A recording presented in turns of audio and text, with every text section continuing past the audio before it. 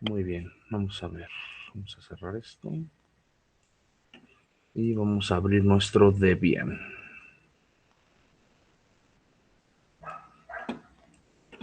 Ok, vamos a comenzar, chicos, con la clase de hoy.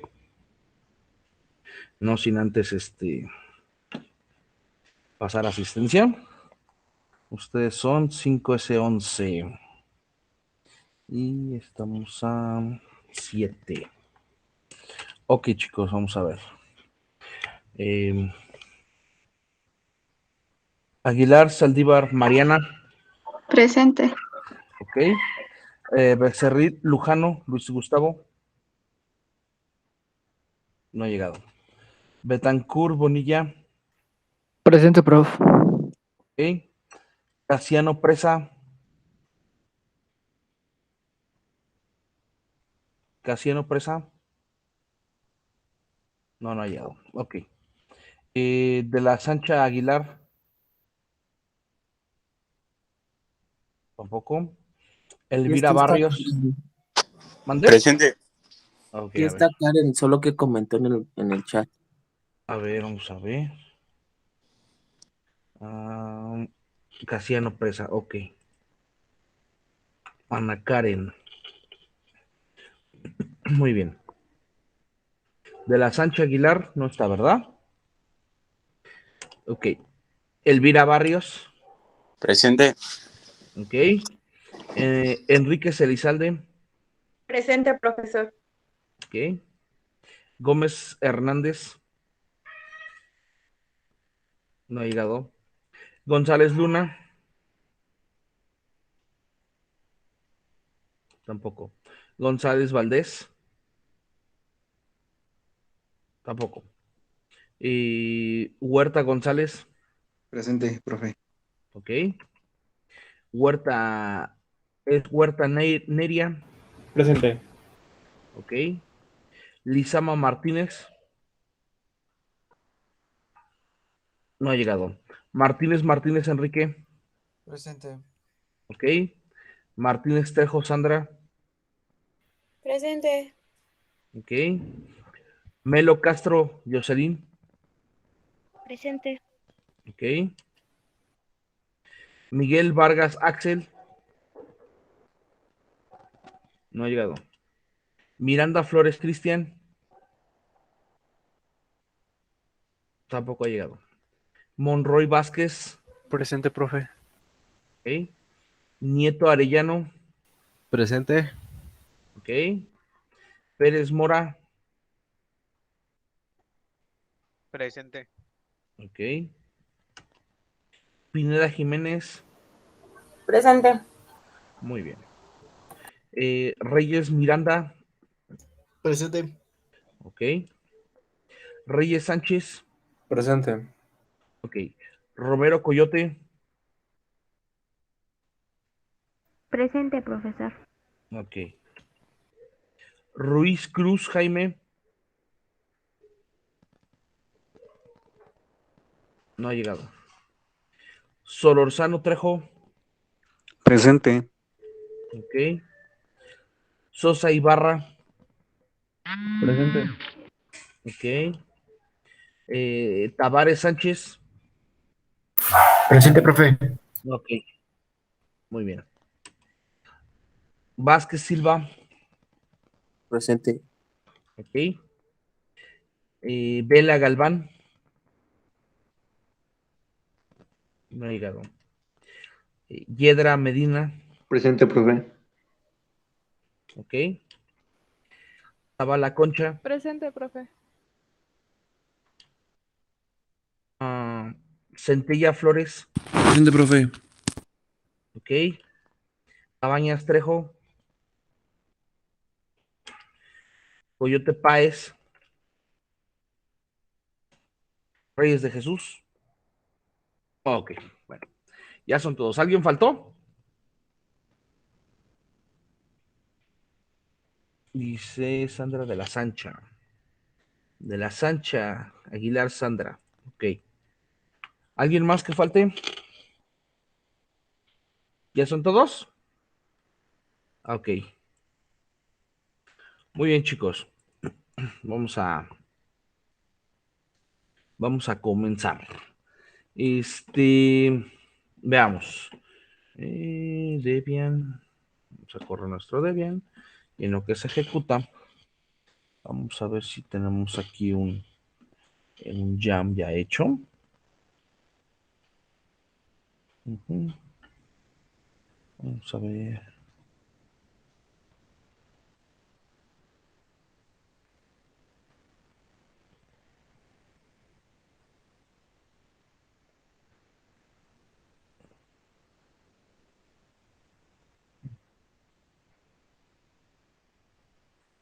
Vamos a ver este y vamos a ver este.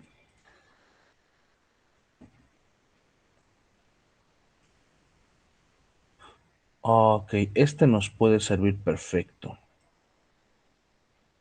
Interrupción, jerarquía y forking. Ok, esta es la jerarquía padre-hijo.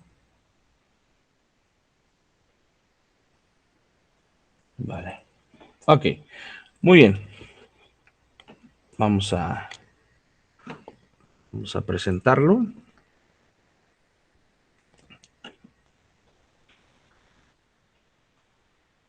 Muy bien, chavos. Vamos a comenzar con la parte de procesos. La última sesión de la semana pasada, y lo último que trabajamos fue la parte de las fases de la compilación. Y bueno, por ahí había montado un video sobre lo que son las fases de la compilación.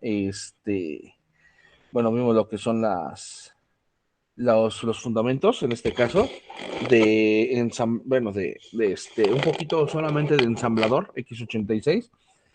Ustedes, bueno, pues ya van a implementarlo ya en alguna materia como tal, pero bueno, por lo menos saben que existe, cómo se ensambla un Oramundo, cómo se compilan programas en ensamblador utilizando, en este caso, el ensamblador de NASM y cómo se enlaza y cuáles son las fases de la compilación en un lenguaje de alto nivel como C, ¿va?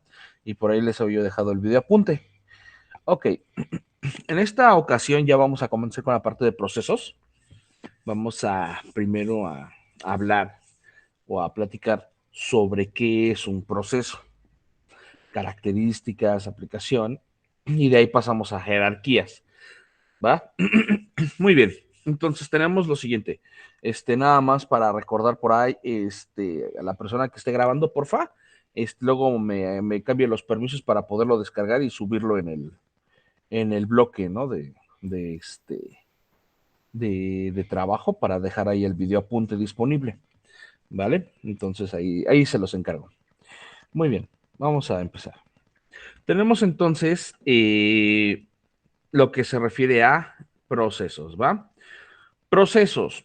Vamos primero a definirlo como la instancia de un programa de computadora. Tenemos que entender que de forma genérica o de forma general, los procesos en realidad son un conjunto de actividades que se ejecutan de forma secuencial o paralelizada y que estas actividades tienen tareas que son ejecutadas por agentes que tienen roles. ¿Qué son los agentes? Los agentes son todos los involucrados en la ejecución de una tarea, ¿vale? Las tareas, como tal, son todas esas rutinas que se tienen que realizar en una actividad. ¿Estamos? Los cuales pueden emplear recursos o no y devuelven un resultado de valor. Entonces vamos a entender esta situación, ¿va? Cuando ustedes realizan un proceso, por ejemplo, el de inscripción, cuando ustedes se van a inscribir o reinscribir a la escuela, ¿qué es lo que hacen? Platíquenme.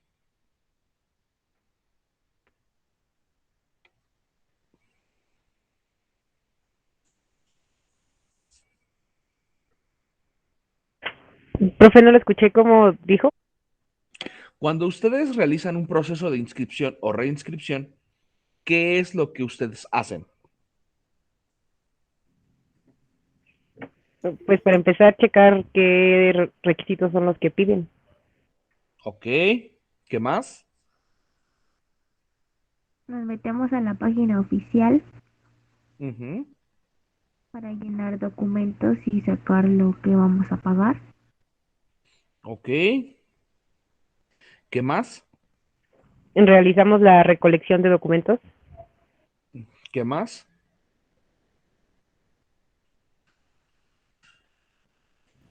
Y pues Platíquenme. ya,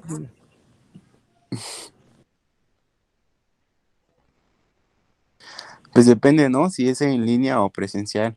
Porque si es en línea, pues simplemente cargas tus documentos. Y si es presencial, pues acudes a las instalaciones. Ok, vamos a ver.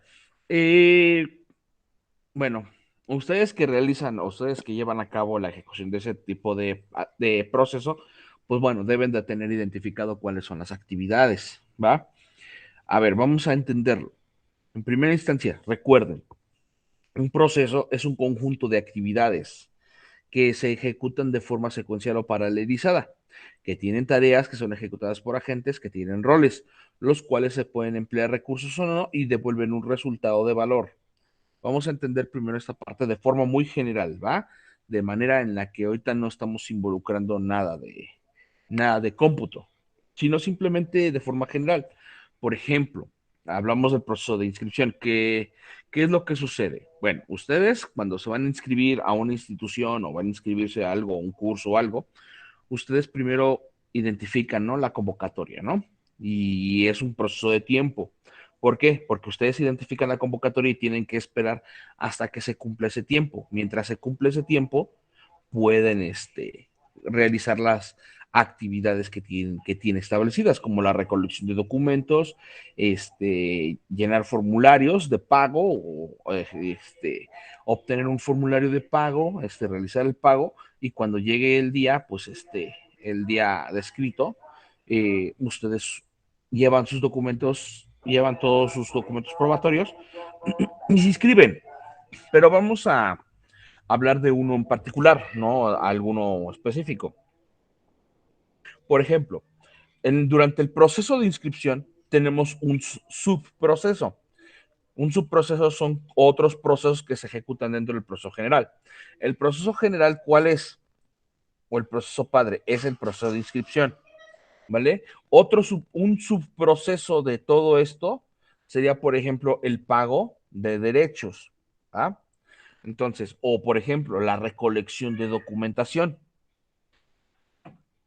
Esos son subprocesos. ¿Cuáles son las actividades que se llevan a cabo? Bueno, por ejemplo, tenemos en el proceso de pago, por ejemplo, eh, meter o ingresar al sitio de pagos, ¿verdad? Obtener el formulario de pago, llenarlo, bueno, en este caso, llenar el formulario, realizar la impresión del documento, luego dirigirse hacia el banco o hacia un servicio de pago donde nosotros podamos pagar. El cajero recibe, bueno, ustedes solicitan el servicio, el cajero recibe en este caso la instrucción de depósito, ustedes depositan a través de una referencia y al final les devuelve un resultado de valor que es un voucher de depósito, ¿va? Entonces, todas estas actividades, estamos de acuerdo que las realizan, ciertos agentes. Los agentes son los que están involucrados. ¿Quiénes son los que están involucrados en este caso? Tres, ¿va? En este caso, ustedes, desde otro punto, sería el cajero, y desde la perspectiva del sistema bancario, pues sería el módulo del sistema bancario, ¿no? Para que puedan registrar el pago y les imprima su voucher. Al finalizar el proceso como tal, al terminar ese subproceso, lo que se obtiene es un resultado, que en este caso sería el voucher o el comprobante de pago. ¿Estamos? Para que puedan continuar. Ese es un resultado de salida de un proceso o una actividad, y es una precondición de otra. O sea, que debe de existir este mecanismo o esta actividad y debe de ejecutarse antes de poder llevar a cabo otra, que es ir a entregar la documentación. ¿Estamos? Entonces, para ir a entregar la documentación, pues pagas primero y después ya juntas también tu documentación. Entonces ya tienes estas dos condiciones y ya que las tienes, entonces vas y entregas tus documentos, que son condiciones previas antes de pasar a la siguiente actividad, al siguiente proceso, dependiendo del tamaño de ejecución que se lleve a cabo. ¿Va? Entonces, aquí no vamos a descomponerlo al grado de descomposición funcional, porque, pues bueno, lo podemos especificar tanto que inclusive hasta tomar el lápiz, ¿no? Pero no es necesario, aquí lo vamos a hacer de manera muy general. Entonces, de cierta manera, lo que estamos hablando aquí, que los procesos o subprocesos tienen esas actividades que se van a ejecutar una a una. Tienen que ejecutar una a una o se pueden ejecutar de cierta forma paralelizada dependiendo del contexto del proceso que se esté llevando a cabo. ¿Estamos? Entonces, si ustedes se ponen a identificar la cantidad de actividades que se llevan a cabo, pues ustedes mismos se van a dar cuenta que se están llevando de manera inconsciente ustedes la ejecución de ciertas actividades que se están llevando a cabo y que estas actividades ustedes como un agente realizan e interactúan con otros agentes para que puedan llevarlos a cabo. Entonces, desde esta perspectiva, podemos considerarlo de esta manera. Cuando ya lo llevamos a cabo en un mundo computacional, entonces un proceso es un programa de computadora, ¿vale? Las actividades son las funciones que va a ejecutar el proceso, ¿vale? Esas son las actividades. Las tareas es todo lo que va a tener que hacer dentro de la función. Los agentes, en este caso, son otros subprocesos o rutinas o programas que tienen que ejecutarse para que puedan devolver un resultado que necesita nuestra actividad o nuestra tarea. Por ejemplo, la carga de un archivo, la carga de algún dato que venga de la red, etcétera, algún recurso que sea necesario para que nuestra actividad trabaje, pueda continuar su ejecución, se lleva a cabo a través de un agente, que se vendría siendo otro programita u otro sistema. ¿Estamos? Los roles son los permisos. Tenemos permisos para hacer esto, tenemos permisos para hacer el otro, tenemos permisos para leer, por ejemplo, un archivo, tenemos permisos para escribir el archivo, ¿va? Entonces, estos son los roles, esos permisos que tienen para poder llevar a cabo ciertas actividades en ciertos sistemas. Y por último, pueden tener una precondición de entrada, una condición de entrada para que puedan llevarse a cabo o una condición de salida. Nos pueden devolver un resultado de valor, ¿vale?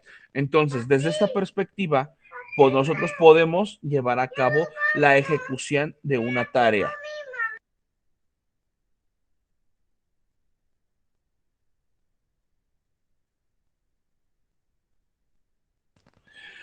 Muy bien. Ahora, ¿ya quedó claro cómo es el contexto del proceso? ¿Qué significa básicamente el proceso? Sí, profe. Ok, muy bien. Entonces, vamos a entender la diferencia entre un programa de computadora y un proceso de computadora, que en sí, en esencia, son lo mismo, ¿va? Pero hay ciertas diferencias que tenemos que tener muy en cuenta, ¿va? Como tal, un programa de computadora, recordemos que es un conjunto de instrucciones lógicamente definidas y estructuradas que se ejecutan una a una con la finalidad de alcanzar un objetivo particular. ¿Estamos? Eso es un programa de computadora. En este caso, los programas de computadora están escritos en un lenguaje de computadora. ¿Estamos? Cuando hablamos de un programa de forma general, o sea, por ejemplo, cuando, pues no sé, ustedes cumplieron, algunos de ustedes habrán cumplido 15 años y les hicieron su fiesta, pues tuvieron alguna, algún programa, ¿no? Donde, pues bueno, primero arreglar a la novia, después, llevar a la novia, a la quinceañera, arreglar a la quinceañera, ¿no? Echarle su manita de gato. luego llevar a la quinceañera a la misa de acción de gracias, y luego terminando a la foto, y luego llevarla a la fiesta, y luego hacer otra actividad, ¿va? O sea, estamos hablando de diferentes actividades dentro de un programa, ¿va? Y que cada actividad, bueno, tiene sus propias tareas. Lo mismo sucede aquí, ¿vale? Un programa tiene una finalidad específica y en este caso nos puede devolver o no un resultado de valor. Bien. Y un programa de computadora, a diferencia de un programa, pues están escritos en un lenguaje de computadora, ¿va? Pero por sí solos, son solamente eso, un programa. Son solamente un archivo que están guardados en algún lugar y que pues nada más tienen eso, instrucciones en un lenguaje de computadora, pero no hacen nada, nada más están ahí. Entonces, ¿cuándo se convierten en un proceso? Cuando se instancia, ¿vale? Esta es la palabra clave, instancia de un programa. ¿Estamos? ¿Qué es la instancia? La instancia es la invocación, la llamada. Vamos a invocar, ¿va? Es como cuando hacen sus ritos acá, ritos oscuros y ponen velas de color oscuro y ponen su pentagrama en el piso y todo el rollo, es algo similar, ¿no? Hacen la invocación de X cosa. Bueno, pues es algo parecido, ¿no? En este caso, pues vamos a invocar como tal un programa. Entonces, el programa, lo que va a pasar es que cuando se instancia, se carga en memoria, se planifica en la cola de tareas, se toma, en este caso, o se despacha el proceso, el programa, ¿vale? Se lleva a CPU, ejecuta las instrucciones dentro del CPU y puede caer interrupción o bloqueo y o finalización, ¿vale? Entonces, en este caso, estamos hablando que al instanciar el programa lo vamos a invocar, lo vamos a cargar en memoria, lo va a planificar. En ese momento que el programita de computadora está cargado en memoria y se planifica, se convierte en un proceso, ¿vale? Y cuando se encuentra solamente guardado en un archivo sin nada que hacer, es un simple y llano programa, ¿vale? Entonces aquí la palabra clave es la instancia de un programa de computadora. ¿Estamos? Muy bien. ¿Alguna pregunta hasta aquí? No, profe. Ok, continuemos. Todos los sistemas operativos, uno de los aspectos, bueno, por los cuales existe, es que propiamente debe de tener alguna razón de iniciar o terminar procesos. Eso es un aspecto fundamental. ¿Por qué razones iniciamos procesos y por qué razones terminamos procesos? ¿Va? Y en este caso, bueno, tenemos razones de inicio y razones de término. Y están básicamente divididos en dos, en razones de inicio y término. Y en las razones de inicio tenemos lo siguiente. Tenemos lo que es por solicitud de un usuario, por solicitud, en este caso solicitud por otros, llamadas a sistema o inicio del sistema operativo. En este caso, razones de inicio. Va. Solicitud de un usuario.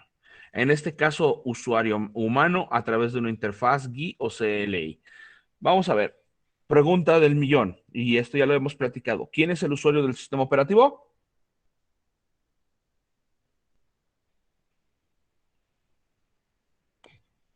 ¿Quién es el usuario del sistema operativo? ¿Quién es el software? El conjunto de instrucciones. Nosotros. A ver. No, el hardware. ¿Nosotros? El hardware. No. A ver. Los programas, ¿no? Exactamente, los programas de computadora, ¿vale? Vamos a entenderlo, o sea, acuérdense de esto, ya lo hemos platicado previamente. Nosotros no somos los usuarios. ¿Por qué?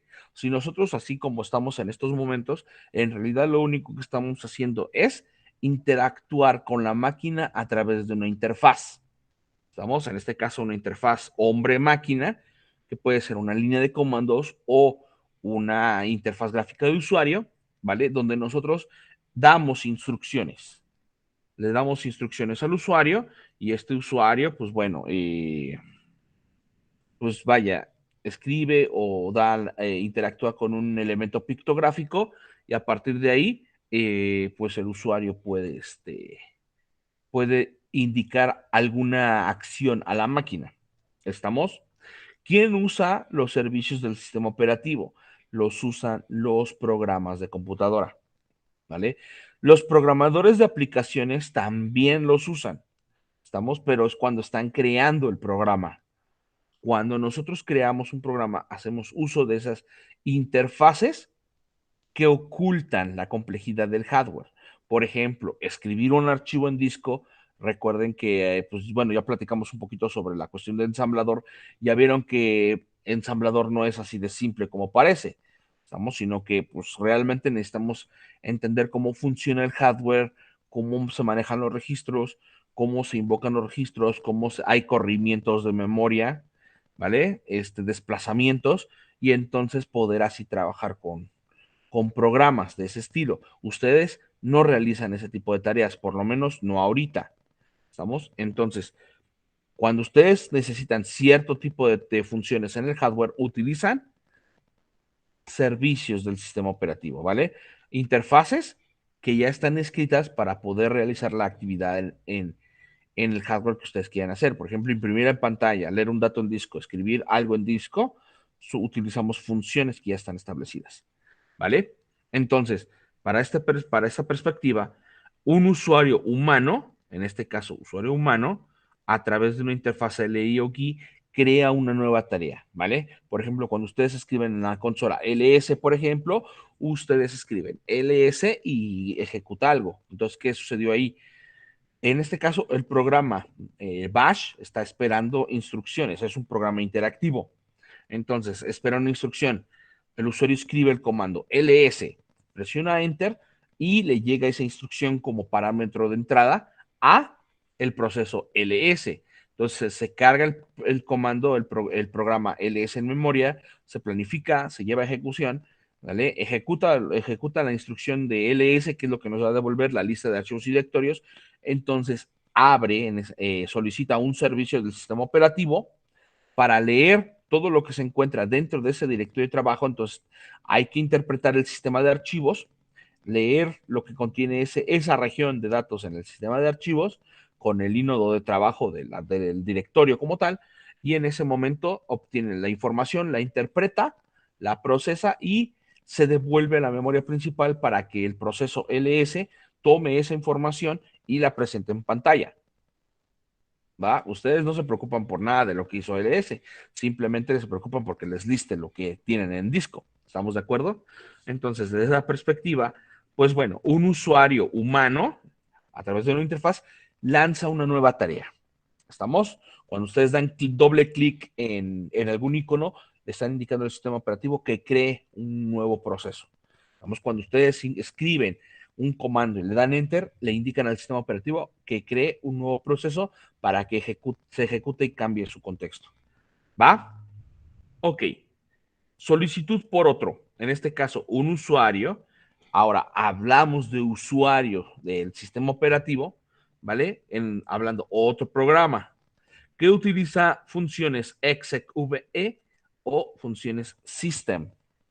¿Qué es esto? Que a través de un programa nosotros lanzamos otro programa.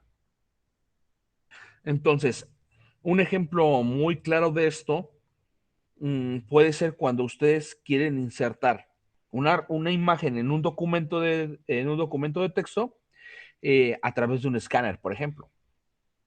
Entonces, ¿qué es lo que sucede?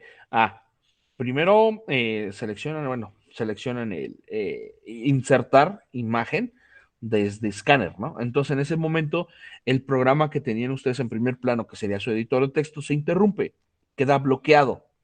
Se bloquea a la espera de una actividad o a la espera de que se concluya una actividad. Entonces, a la vez que se bloquea, otro programa se lanza, que es la utilidad de su escáner. La utilidad de su escáner espera a que ustedes le den indicación de escanear para que, bueno, o de previsualizar para ver qué es lo que van a escanear y después le dan a escanear para que escanee el documento o su archivo de imagen y ese archivo de imagen pase como recurso compartido en este caso a su editor de textos. Y entonces ustedes ya lo insertan, ¿no? O lo inserta el programa de forma automática para que esté disponible ahí.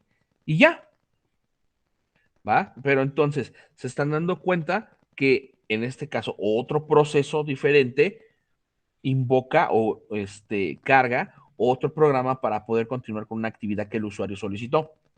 También puede ser otro programa de forma autónoma, ¿no? Por ejemplo, sabes que la lectura de un archivo requiere subrutinas del núcleo. Eso es un servicio, pero es una subrutina del núcleo. ¿Va? Ok. Llamadas a sistema. La única llamada a sistema que se utiliza en Unix para crear procesos es la llamada a sistema fork. Entonces, en este caso, usar la llamada a sistema fork crea un nuevo proceso a partir del proceso que lo invoca. ¿Vale? Entonces, aquí hablamos por llamadas a sistema. ¿Vale? Más adelantito haremos un programita sobre cómo crear una nueva tarea con fork. Muy bien. Luego tenemos inicio de sistema operativo. Cuando se carga el sistema operativo, bueno, se inician varias tareas que en este caso todas son controladas por un proceso principal. El proceso init, ¿vale?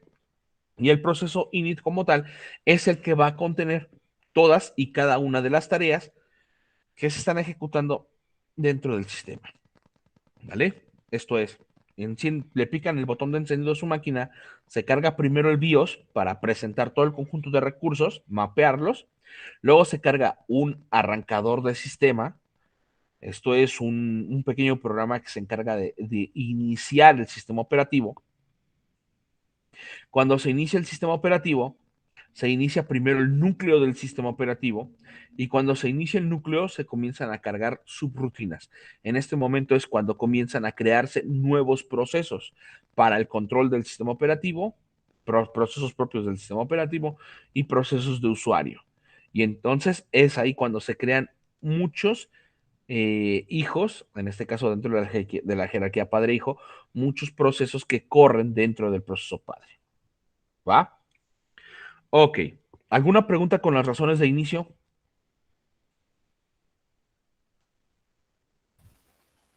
No, profe, ninguna. ¿Todo bien? Ok.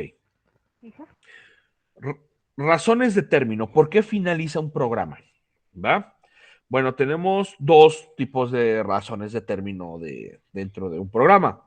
Términos normales y términos por error. El término normal, en este caso, se invoca una llamada a sistema, que en este caso generalmente suele ser exit. Entonces, en este caso, cuando el programa invoca la llamada a sistema exit, indica que el proceso va a finalizar. Ya, o sea, ya no se va a planificar, entonces termina su ejecución y se va. ¿Vale? No hay más, eso se le llama un término normal. Cuando termina el programa de forma convencional, según lo esperado dentro del programa, invoca la llamada a sistema exit. Se acabó. ¿Vale? Segundo, término por solicitud. En este caso puede ser por un usuario humano o por otro proceso. Aquí tengo un ejemplo. Control C o kill -9. ¿Va? Entonces, término por solicitud. El usuario puede interrumpir, en este caso, un programa que se está ejecutando. Si es que él desea terminar la ejecución, le presiona la tecla Control C y se rompe el ciclo de ejecución. Entonces, en ese momento, al romperse el ciclo de ejecución, el programa ya no se interrumpe y finaliza de forma inmediata. En ese momento, pues bueno, nosotros humanos, a través de la interfaz de líneas de comando, hemos interrumpido una tarea. Pero, ¿qué pasa cuando cuando utilizamos una señalización? ¿Vale? En este caso, todos los procesos en Unix generalmente tienen manejadores de señales. ¿Estamos? Las señales van desde sigkill, sigterm, o kill o term, nada más, que son sigterm, en este caso término en gracia del proceso, y sigkill, que es término inmediato. ¿Qué significa término inmediato? Que el proceso interrumpe todo lo que estaba haciendo e inmediatamente finaliza, ¿va? Eso es lo que significa SIG-kill. Y SIG-term, en este caso, es una invocación de término, en este caso, término blando. ¿A qué se refiere un término blando o un término con gracia? Que el que va a esperar a que el proceso termine antes de finalizar la ejecución de la tarea. Esto ayuda mucho a que si hay muchos buffers en memoria que no se han escrito en disco, por ejemplo, estos se guarden en disco, se sincroniza el sistema de archivos y luego finalice la tarea. Así se evitan muchas pérdidas de datos. Entonces, por eso se mantiene la señalización de SIG-kill para término inmediato, no importa lo que está haciendo, simplemente lo termina, y SIG-term, ¿verdad? Que es un término con gracia. Bueno, que esto es una solicitud como tal. Pero, ¿qué pasa con los términos con error? Ok, ustedes que son expertos en programación, ¿qué me pueden decir que es una excepción? Ustedes expertos, ¿qué es una excepción, chicos? Díganme ustedes, cuéntenme.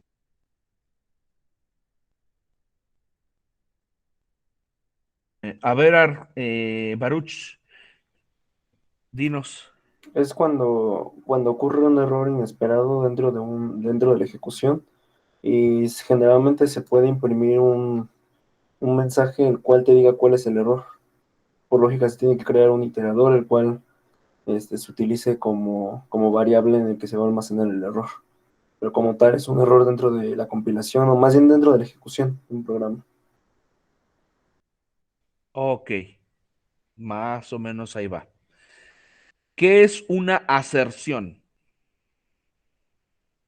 ¿Qué es una aserción?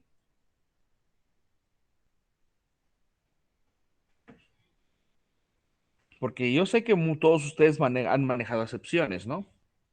Pero ¿qué es una assertion?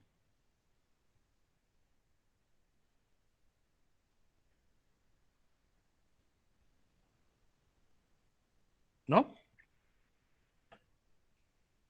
¿No, chicos?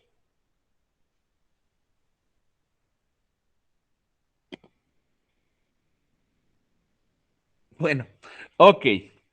A ver, vamos a ver. Primero, ¿qué onda con una excepción? Una excepción como tal es un error o es un flujo de error controlado, ¿vale? En este caso, son posibles errores que pueden ocurrir y que podemos controlar su flujo de error, ¿va? Por ejemplo, bueno, y estos, bueno, al controlarlos, pues nos permiten controlar cómo es que se va a tratar ese error. ¿Ustedes en qué han programado más? En Java, ¿no? Creo, o en qué otros lenguajes han programado. Java. Ok, bueno. Entonces, una excepción en este caso en Java, pues lo que les permite es controlar el flujo del error, o sea, desviar el error estándar y darle un flujo de tratamiento para evitar una salida abrupta, una salida por error. Entonces, en este sentido, una excepción como tal es un error controlado. Por ejemplo, cuando ustedes ejecutan un comando con argumentos erróneos, entonces, ¿qué sucede? Bueno, ustedes escriben un comando, por ejemplo, fdisk menos, por ejemplo, menos m, ¿no? O menos algo. Entonces, ustedes están agregando una instrucción que no se conoce. El comando kill existe, pero el argumento no lo conoce. Entonces, en ese momento, al procesar el argumento, se da cuenta que esto no existe, no está dentro de su contexto de ejecución y entonces nos arroja una excepción. Error en ejecución del programa, opción tal no válida, por ejemplo. ¿Va? En ese sentido, pues el programa finaliza, ¿no? Finaliza por un error esperado.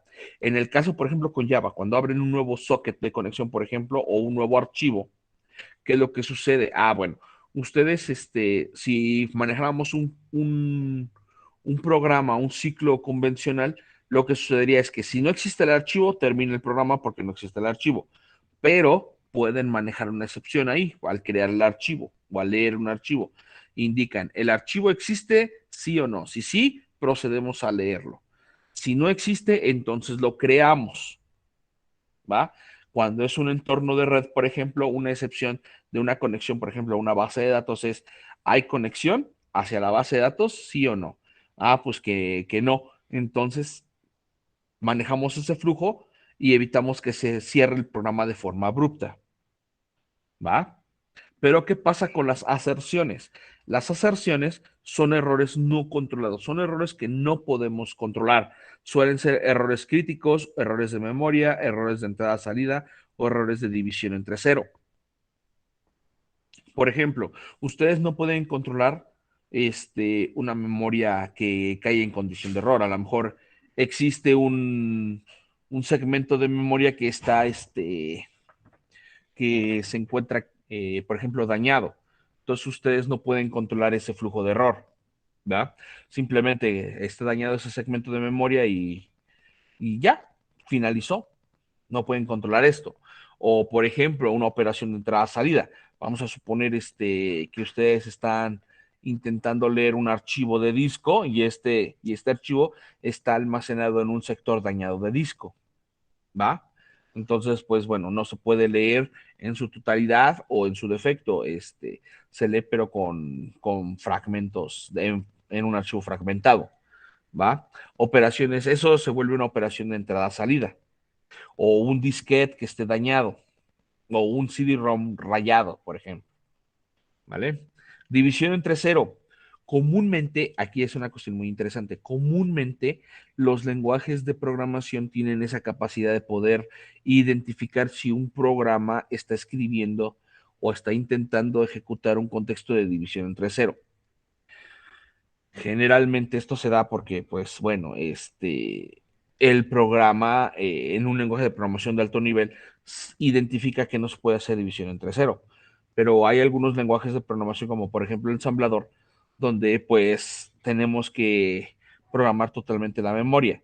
Entonces, si nosotros, por ejemplo, ejecutamos una instrucción de una variable, un registro del procesador que tiene un valor de cero y otro tiene ese sería el numerador y el denominador sería otro registro que contiene un cero.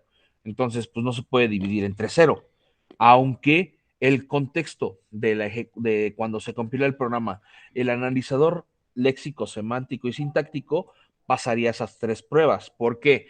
Porque estaríamos indicando, ok, a ver, dentro de su estructura de programación, es correcta, que en este caso sería el analizador sintáctico. ¿Su sintaxis es correcta?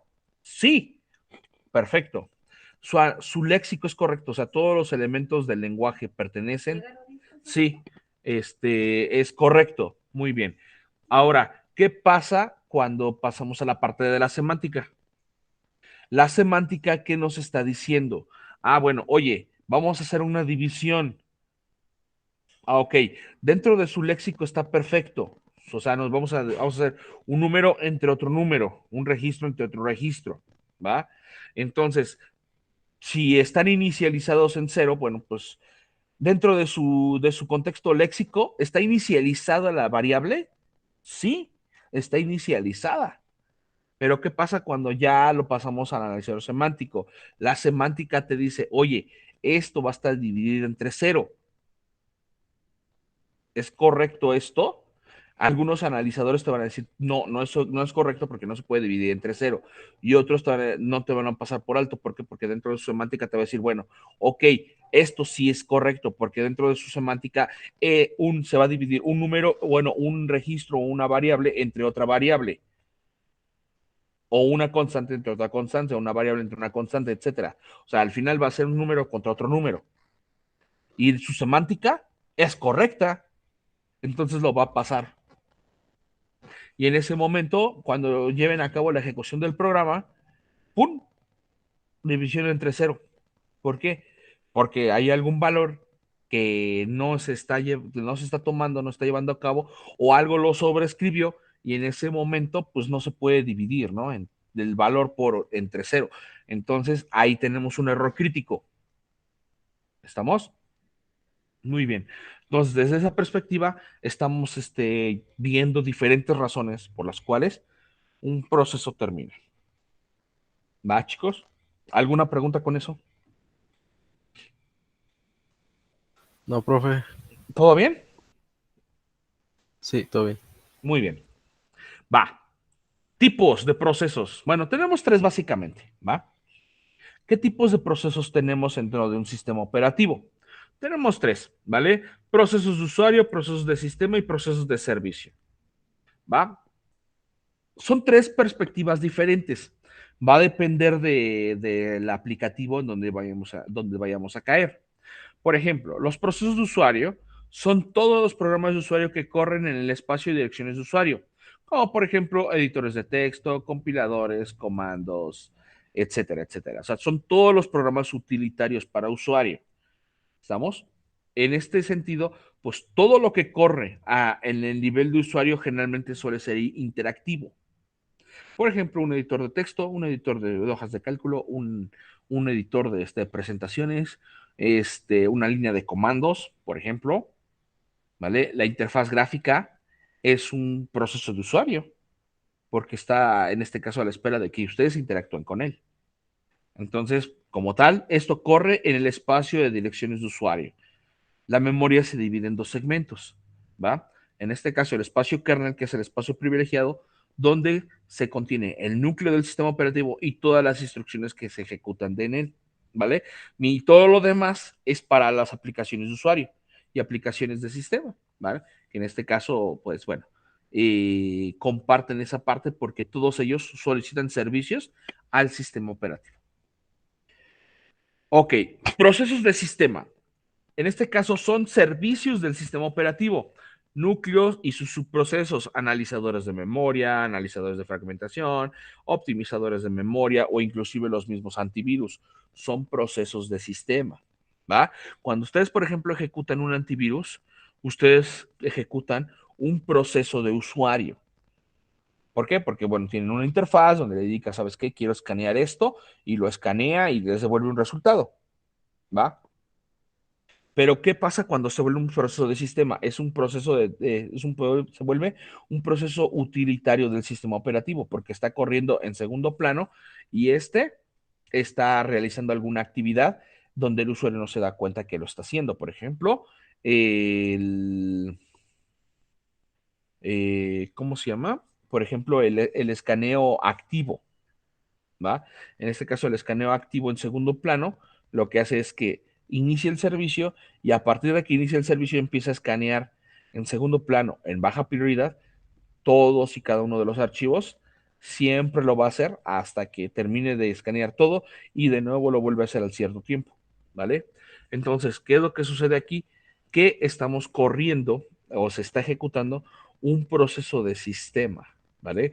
Una rutina, por ejemplo, donde necesitamos cargar un archivo, pero que viene de un archivo de un sistema de archivos diferente al que tiene implementado el núcleo, entonces tiene que cargar el módulo de las instrucciones al núcleo, el núcleo hace las operaciones con el hardware y después que obtiene el bloque de información, le devuelve esa información al módulo externo, el módulo externo la procesa como otro proceso que corre dentro del espacio de direcciones de usuario y le devuelve el resultado al proceso que lo solicitó, ¿va? Entonces, estos son algunos ejemplos de procesos de sistema y procesos de servicio, ¿vale? Son conocidos como daemons, ¿vale? Procesos daemon o procesos daemon, ¿vale? Todos los procesos de este tipo corren en background, en este caso se le conoce como BG, en background, y son procesos que ejecutan servicios comúnmente a otros procesos o atienden solicitudes de los usuarios del sistema operativo, por ejemplo, servidores web, servidores de bases de datos, FTP, DNS, DHCP, Active Directory, Lightweight Directory, Access Protocol, Electronic Mail o algún otro protocolo, ¿va? Entonces, ¿qué es esto? Que nosotros en los procesos de servicio se le conocen como daemons o daemon, ¿vale? Y estos son procesos que se ejecutan de fondo, se ejecutan en segundo plano, no son procesos interactivos. No es algo como que digan, oye, ¿quieres servir esta página web? Oye, ¿estás seguro que quieres? No, no, no. Sino que simplemente es un agente web, un navegador, le solicita al servidor, quiero conectarme a Classroom, ok, entonces se resuelve quién es Classroom, se conecta ya les resuelve, se conectan al servidor donde está alojado el Classroom y les devuelve los recursos que tiene asignados Classroom, ¿va? Bueno, lo mismo pasa aquí cuando ustedes montan un servidor web, tienen un proceso corriendo en segundo plano, no interactúa con el usuario de forma directa, sino que lo tiene que hacer de forma indirecta a través de sockets. Entonces se conecta y luego atiende la solicitud, ¿va? Pero lo hace a través de las funciones que están especificadas en el programa y en el sistema operativo, ¿va? A un proceso que solicita un recurso. Y nosotros lo que hacemos es simplemente esperar. ¿Va, chavos? Ok. Entonces, ¿quedó claro esta parte de tipo de procesos? Sí, profe. ¿O tienen alguna duda? No, profe, todo bien. Ok. Pasemos entonces a la siguiente. Ah, bueno, ¿qué pasó, Alejandro?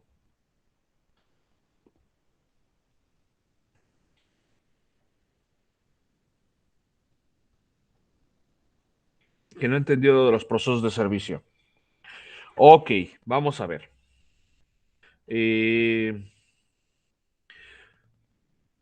Cuando tú montas, por ejemplo, un servidor, vaya, vamos a presentar la pantalla de, de Apache. Bueno, nuestra pantalla. Ok, vamos a correrlo.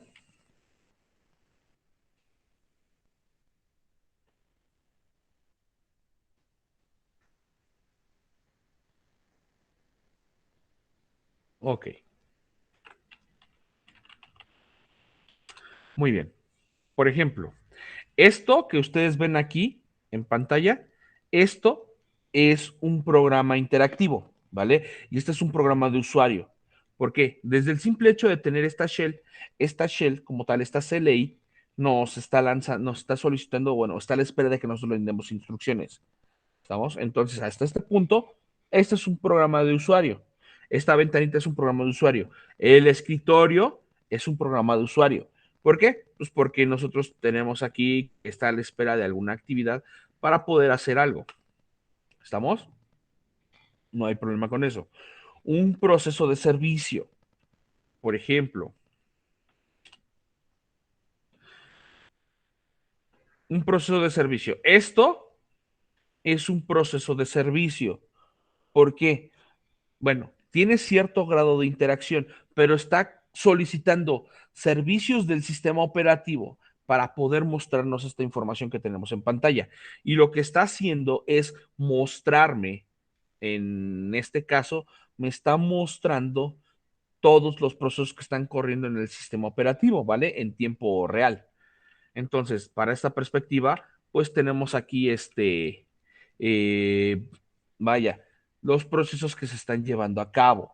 Entonces, hace solicitud, en este caso, el programa solicita un servicio del sistema operativo, que en este caso es la identificación o el bloque de tareas, el PCB como tal, y entonces a través del PCB identifica cuáles son las tareas que están llevando a cabo y lee los recursos que tenemos actualmente en el sistema. Y entonces tenemos como resultado todos estos procesos que estamos viendo en pantalla. ¿Vale, chavos? Eso podríamos considerarlo como un usuario, como un proceso de servicio, ¿va? Si quieres otro proceso de servicio o otro ejemplo de ellos, podría ser, por ejemplo, en un explorador de Windows. Vamos a pasarnos por acá.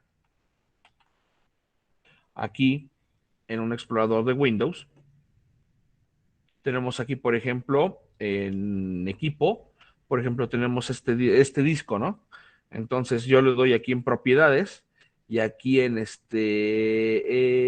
herramientas, por ejemplo, yo le voy a dar, ¿sabes qué? Quiero desfragmentar la memoria, ¿vale? Entonces yo le puedo dar aquí en la opción optimizar y me va a abrir una utilidad de optimización, ¿vale?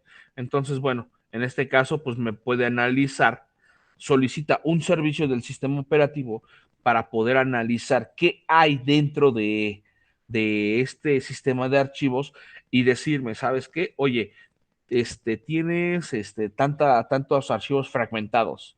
Entonces, tienes tantos fragmentos de archivo en este sector o en este clúster. Ah, perfecto. Entonces vamos a optimizarlos. Entonces va a leer los bloques de memoria donde está ubicado, los va a escribir continuamente y luego lo va a sobreescribir, pero en un bloque contiguo, ¿no? Entonces, por ejemplo, en este ejemplo, estamos haciendo uso de un servicio del sistema operativo. Aquí me está indicando, por ejemplo, ¿sabes qué? ¿Qué tengo en este bloque? Ah, pues tienes estos archivos, ¿vale? De, por ejemplo, Age of Empires o de Doom Eternal, y tienes tantos fragmentos. Por ejemplo, aquí me dice, bueno, tenemos 8 fragmentos, 7 fragmentos, 2 fragmentos y así sucesivamente. Entonces, aquí en este caso, pues bueno, esta es una utilidad que se emplea para poder optimizar, ¿vale? Es un proceso de sistema, se vuelve un proceso de sistema porque hace uso de las herramientas propias del sistema operativo o de de las interfaces de sistema para poder realizar ciertas actividades, ¿va? Ok, pero ¿qué pasa con los daemon? ¿Va? Ok, vamos a ver en este caso.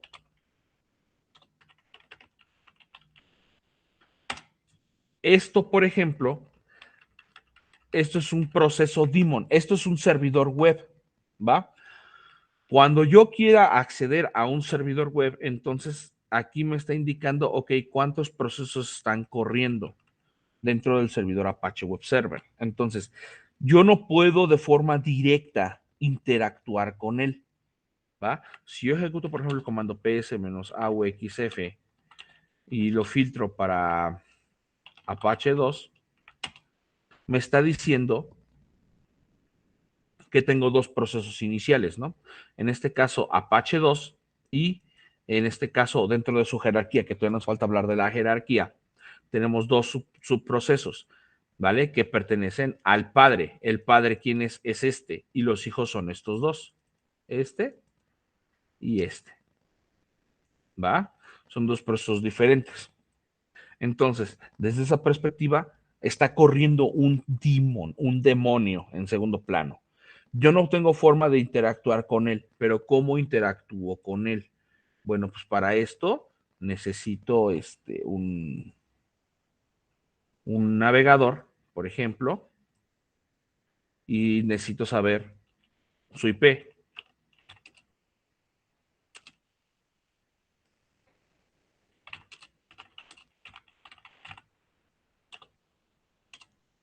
Y me está diciendo que es la 1.23. Entonces, ¿dónde está? Aquí, 192.168.1.23. Ahí está. Entonces, yo aquí me estoy conectando a esta dirección porque está especificada aquí en mi máquina virtual, la 1.23. Entonces, yo me conecto a la 1.23 y esto fue lo que me devolvió, ¿va? Pero yo no estoy interactuando directamente con él, sino quien interactúa. En este caso, un agente web, que en este sentido viene siendo el navegador, ¿va? Solicita un servicio, el sistema operativo, ok, tengo este servicio, sí. Bueno, entonces, pues contéstalo. Y el servidor, en este caso, el servidor Apache, que nosotros tenemos aquí, lo va a contestar. ¿Va, chicos? Ok, espero que haya quedado más claro.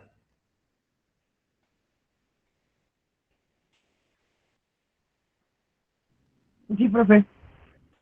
Ok. ¿Ya quedó claro, Alex?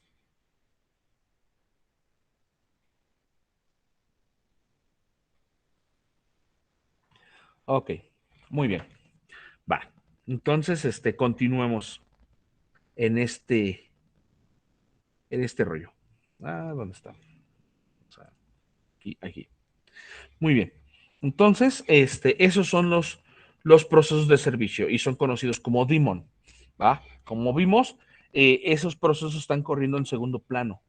No interactuamos nosotros directamente con ellos, sino que otro programa hace uso de ese servicio, ¿vale? Y estos servicios, como por ejemplo el servidor web, que fue el ejemplo que les acabo de dar, pueden ser también bases de datos, ¿vale? Conectarse a un servidor de base de datos, por ejemplo. Aquí te voy a tener uno. por ejemplo, MySQL menos u root menos P. Por ejemplo, ahí estoy conectado a un servidor de base de datos ya. ¿Vale? Entonces, desde esa perspectiva, pues yo ya estoy conectado ahí. Entonces, ¿qué puedo usar? Bueno, show database.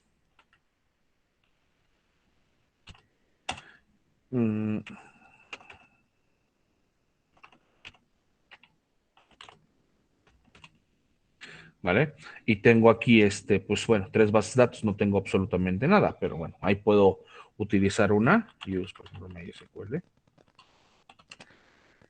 y estoy, usando, pues vaya, una interfaz de base de datos, ¿va? ¿Estamos de acuerdo? Entonces ahí estoy mostrando, ¿no? Por ejemplo, show tables, por ejemplo, realiza una consulta y me realiza la consulta, ¿no? ¿Estamos? Entonces, de cierta manera, estamos realizando aquí una interacción con un servidor a través de una interfaz. En este caso, pues bueno, la interfaz MySQL, ¿va? Y así puede ser con MySQL, con MariaDB, con PostgreSQL, con lo que ustedes quieran como base de datos, ¿no? Incluye Oracle, Microsoft SQL Server, etcétera, etcétera, etcétera. ¿Va? Ok. Muy bien. Espero que haya quedado más claro. Ok, pasamos a estados. Aquí esta es una parte interesante, ¿no? Todos los procesos tienen estados, ¿va? En los libros donde se referencia todo esto, pues son los libros de texto de sistemas operativos, ¿va? Por ejemplo, Andrew Tannenbaum, en el libro de sistemas operativos modernos, nos describe también estas características. En el caso de sistemas operativos de William Stallings, también nos describe qué onda con la parte de los estados de un proceso en sistemas operativos. El libro de Diskra se refieren varios mecanismos de implementación para la sincronización de tareas, ¿va? Entonces, bueno, hay varias situaciones ahí donde se puede analizar esta situación. En este caso, bueno, estados de un proceso. ¿Qué onda con los estados de un proceso? Como tal, tenemos estados, ¿no? Las transiciones como tal son situaciones por las cuales cambia de un estado a otro. En este caso, cuando se invoca una tarea, todos van a entrar con un estado nuevo o van a entrar una cola de planificación, una cola de listos. Tannenbaum nos describe estados de 2 transiciones, no ejecución y ejecución. ¿A qué se refiere esto? Que es un momentum cíclico donde un proceso se crea, se planifica, se toma, se lleva a ejecución, se interrumpe por algún motivo, se vuelve a planificar, se vuelve a ejecutar y así sucesivamente. ¿Va? Entonces, ¿cómo funciona esto? Nos dice, ok, un proceso entra y se pone en una cola de listos, ¿vale? Una cola de no ejecución. En esta cola, ¿vale? Se toma, según el planificador de tarea, se toma un proceso, se despacha, pasa a ejecución. El estado de ejecución es un estado en el que el proceso se encuentra ya en CPU, ¿vale? Ya no está solamente en memoria, sino que está en la CPU. Si el proceso se interrumpe por un timeout, generalmente suelen ser timeouts. ¿Qué es un timeout? Es un cuanto de tiempo o un quantum de tiempo. El sistema operativo les da a todos los procesos una pequeña fracción de tiempo para que otro proceso pueda entrar también a ejecutar. El sistema operativo recupera el control como tal, selecciona otro proceso, lo carga en la memoria y el que estaba anteriormente lo mantiene suspendido. Entonces aquí tenemos el proceso de interrupción. Ese es un aspecto muy importante antes de continuar con los estados. ¿Qué es el proceso de interrupción? El proceso de interrupción es un proceso en el cual se pausa la actividad que estaba en el CPU para realizar otra actividad, o sea, cambiar el contexto de ejecución. ¿Estamos? Ustedes pueden programar la máquina para que haga una actividad y entonces se interrumpe ese programa y cargamos otro programa de forma inmediata para que cambie su contexto de ejecución, la máquina cambie su contexto y ejecute la otra tarea. ¿Estamos? Para eso son las interrupciones, para cambiar los contextos. Entonces, las interrupciones son llamadas privilegiadas. ¿Por qué? Porque estas se ejecutan dentro del espacio de direcciones del kernel, ¿va? No hay otra forma de poder llevarlas a cabo. Tiene que ser dentro del núcleo del sistema operativo. Las llamadas privilegiadas son instrucciones que se deben de ejecutar a nivel kernel y suelen ser instrucciones en ensamblador, ¿va? Porque estas son instrucciones que se tienen que ejecutar directamente en el hardware. Entonces no hay otra forma de hacerlo. Tiene que ser a fuerzas en el espacio de direcciones del núcleo y generalmente suelen ser instrucciones en assembler. Muy bien. Se presentan en la documentación del microprocesador o microcontrolador. ¿Qué es esto? Las interrupciones como tal son mecanismos que están documentados según el producto que ustedes vayan a utilizar. Por ejemplo, si nosotros utilizamos un Arduino, aquí por ejemplo estoy en pantallita, presento un Arduino, bueno, este es un hat. Se pone duro. Por ejemplo, este que les pongo en pantalla es un hat de red para poder conectar un Arduino a red. ¿Va? Que estoy trabajando con un proyecto para para desarrollo de aplicaciones móviles. Entonces, desde esta perspectiva, este Arduino como tal tiene en su documentación cómo realizar interrupciones. ¿Va? Cuando ustedes programen, por ejemplo, en microcontroladores, por ejemplo, microchip, creo que es lo que van a hacer en arquitectura de computadoras. No sé, ¿quién está dando arquitectura de computadoras? José Villarreal o algo así se llama. Bueno. Se llama José Villarreal. Ok, el profe Villarreal. Sí, lo ubico, okay. El profe. Bueno, ahí tendrán que ver, si no, con Arduino. Tendrán que verlo con microcontroladores, ¿no? Entonces ustedes, por ejemplo, en el caso de Arduino, no sé si aquí Arduino. Sí, tengo Arduino. En el caso de Arduino, ustedes, pues bueno, van a tener que programar instrucciones, así como lo que ven ustedes acá, en este ejemplo, instrucciones, bueno, en un lenguaje de programación de alto nivel. Para este caso Arduino, pues bueno, sí les facilita esta situación. Pero ¿qué pasa cuando ustedes tienen que programar ya un microcontrolador? Entonces ustedes ya no programan como tal un Arduino, un microcontrolador que ya viene preconfigurado, ¿no? Para nomás conectarlo vía USB a serial y les devuelve un resultado, sino que ustedes ya aquí tendrán que programarlo en un programador de ROMs, en este caso en un programador CMOS, ¿vale? Como el que les presento en la pantallita que tienen, bueno, en la pantallita de mi sesión, ¿vale? Este es un programador de CMOS. Entonces, se utiliza para programar precisamente microcontroladores o chips CMOS, por ejemplo, BIOS de computadora, ¿va? Utilizando alguna interfaz. En este caso, bueno, si vienen siendo microcontroladores, por ejemplo, microchip y todo este rollo, o en su defecto, microcontroladores CMOS, que por ejemplo tengo aquí uno en pantalla, no sé si se alcanza a ver. Ahí tengo en este bracket, tengo un CMOS de 8 megabits, ¿vale? Entonces aquí, por ejemplo, se programan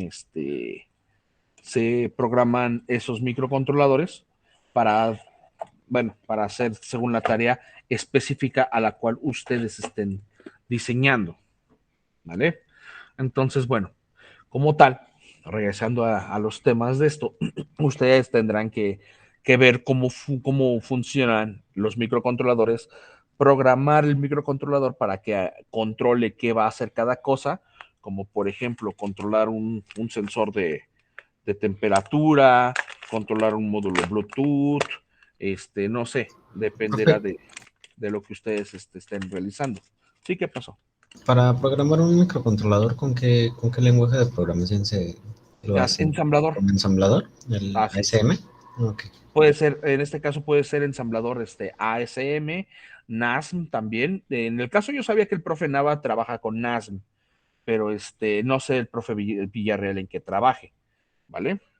Pero bueno, por ejemplo, este componente es un sensor de temperatura, temperatura y humedad que voy a utilizar para desarrollo de proyectos en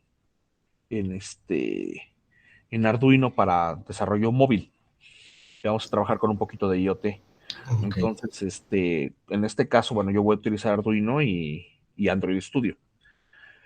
En el caso, bueno, ustedes en este caso de arquitectura de computadoras, pues sí deben de desarrollar alguna solución ya sea en Arduino o utilizando un microcontrolador. Ustedes crean su propio circuito y le dicen, ¿sabes qué?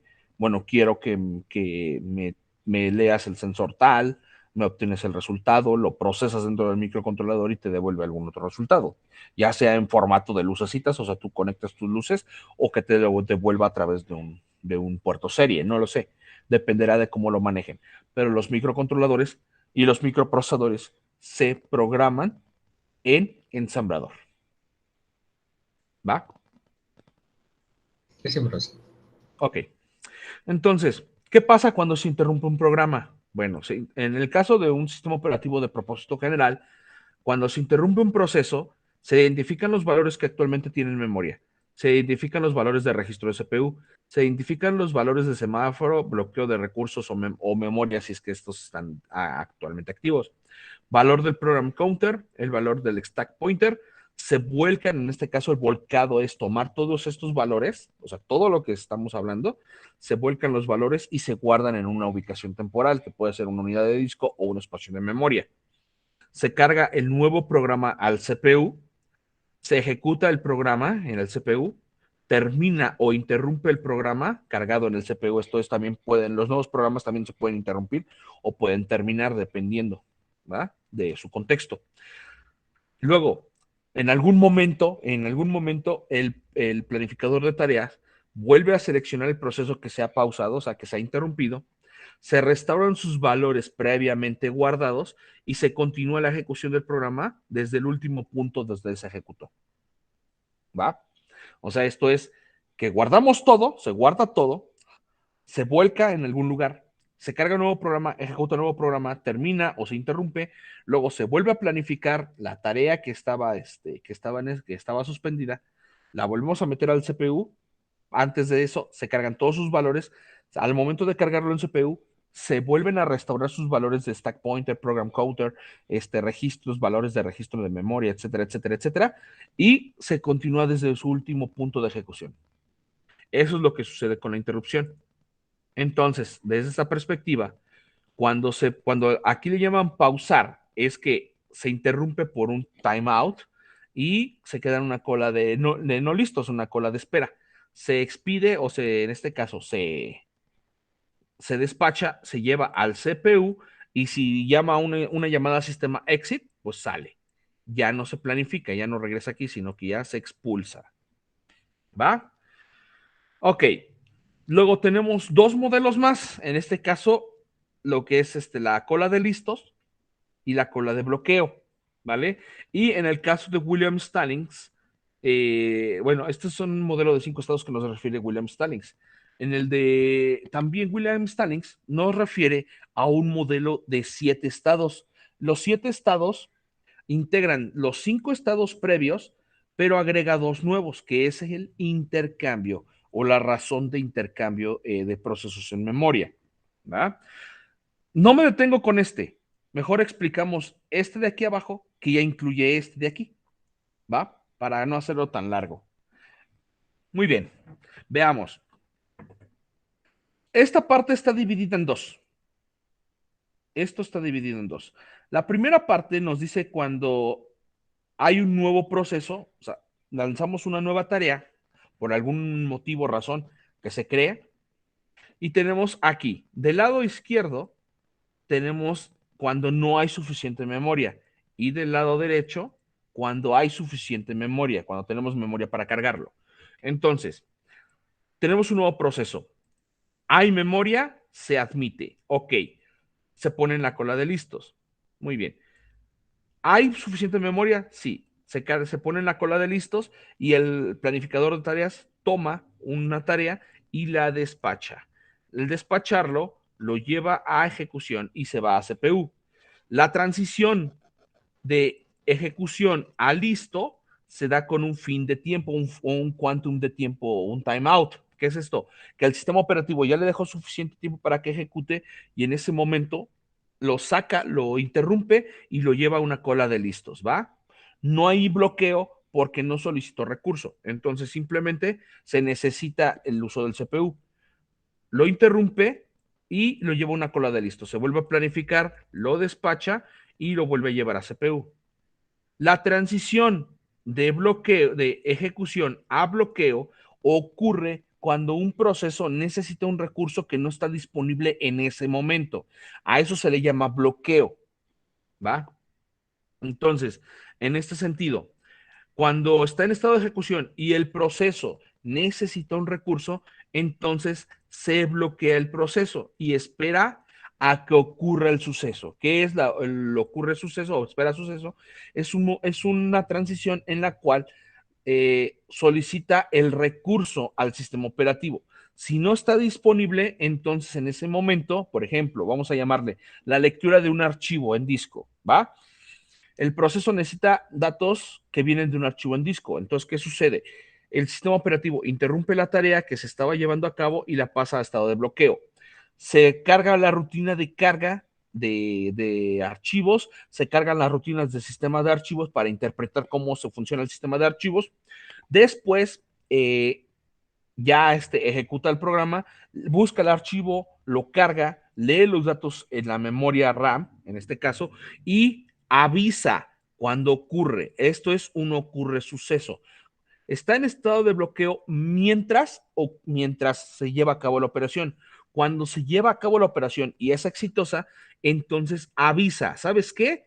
El programa X ya está este recurso. Entonces pasa de un estado de bloqueo en memoria, lo lleva a un estado listo porque ocurrió el evento. Entonces se vuelve a planificar, se vuelve a despachar, llega a ejecución y continúa con su ejecución porque ya contiene los datos que necesita. ¿Vale? Pasa a un estado de finalización término cuando el proceso hace uso de la llamada a sistema exit o por alguna razón termina. ¿Va? Ok. Esto es lo que se refiere con los 5 estados, que es esto. Pero tenemos aquí esta parte que es el área de intercambio.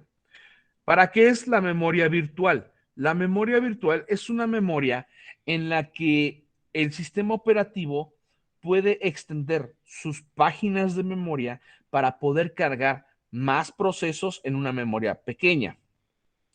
En el caso con Windows, se utiliza un concepto llamado partición de programas o partición de procesos. ¿Qué es esto? Que el proceso solamente se carga una parte del programa, no se carga todo el programa completo, sino solamente una parte. Y entonces este programa lo que va a hacer es, ¿sabes qué?